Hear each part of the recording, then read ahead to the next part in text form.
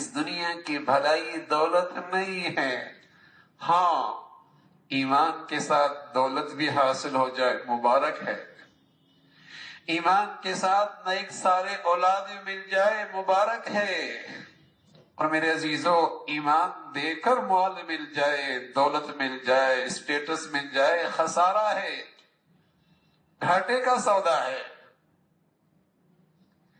تو اس نظر سے بھی اپنی زندگیوں پہ نظر ڈالیجئے، اپنے بچوں پر، اپنی بچیوں پر، اپنے گھروں پر ایمان کی سطح کس درجے کی ہے۔ اذا سرت کا حسنۃ کا، نیکی تجھے خوش کر دے۔ میرے بچے کی فجر چھوٹ جانا، کیا اس سے مجھے اتنی بھی تکلیف ہوتی ہے کہ یہی بیٹا اگر قیمتی موبائل گما کے آ جائے، جتنا اس سے دل پہ چوٹ لگتی ہے، میری بچے اور بچیوں کے نماز چھوڑنے پر اتنا بھی درد ہوتا ہے۔ نئی گاڑی پہ بیٹا خراش مار دے،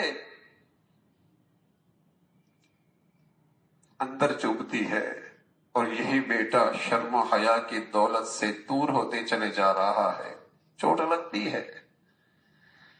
اذا سرت کا حسنتک وساءت کا سیئتک فانت مومن، اللہ کا نبی بتا گئے ہیں آج موقع ہے، یہ زندگی کے اوقات بڑے قیمتی ہیں۔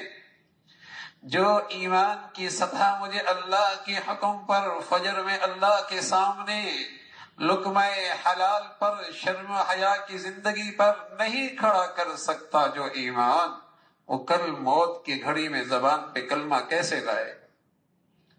وہ منومن مٹی کے نیچے چراغ کیسے جلائے گا؟ اس اندھیری قبر میں منومن مٹی کے نیچے روشنی کیسے دے گا؟ جو اتنا ڈگمگاتا کمزور ہے کہ میرا ہاتھ حرام سے نہیں روک سکتا، میری آنکھوں پہ حرام سے پردہ نہیں ڈال سکتا، میرے کانوں کو حرام سے لقمہ حلال پر مجھے نہیں کھڑا کر سکتا۔